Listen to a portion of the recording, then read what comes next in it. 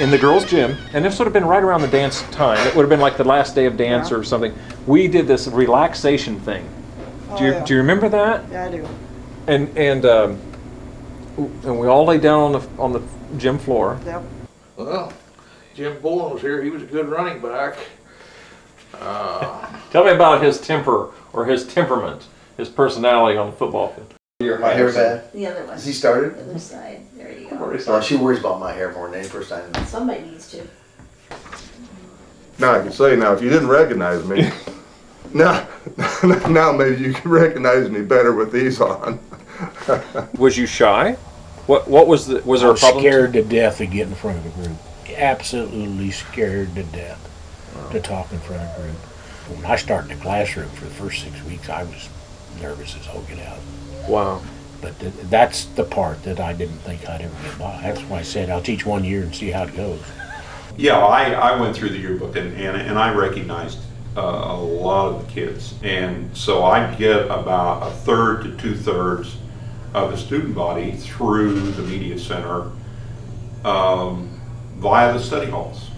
And I can attest to that. I would do anything to get out of that room, out of the auditorium, and study hall, library. At least we could sit at a table and chat and pretend we were discussing And homework. some of my colleagues did everything they could to get you out of there too.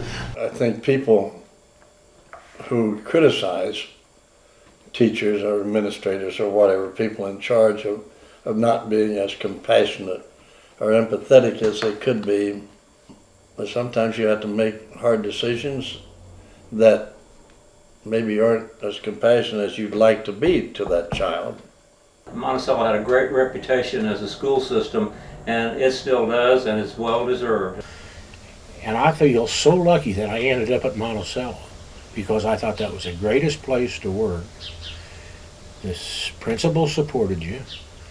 I had the backing pretty much of the school board when I needed it, if I needed it. All right, are you ready to get started? Sure, let's get Officially?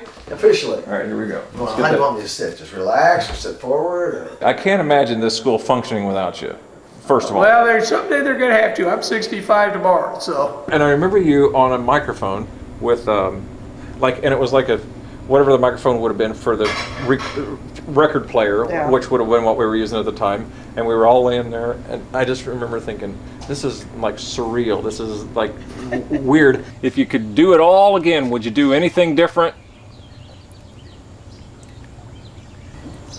I don't think I'd do anything different. No. I've had a good life. The first question they asked me was, well, what do you coach? And I said, I don't coach anything. And they said, well, Monticello doesn't hire men teachers that don't coach.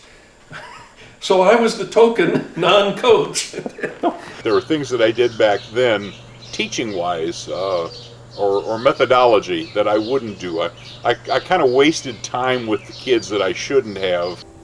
Did you see this picture? What picture? With me and the beard? I saw that. That's you with the curly I hair. actually had a hair too back then. Yes, most certainly. I was on the other gym.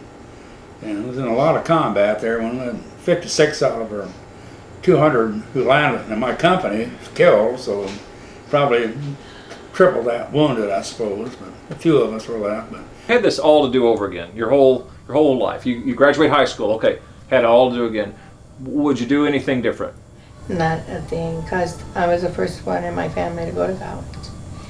And I don't want to get carried away with this, but God put me in that classroom.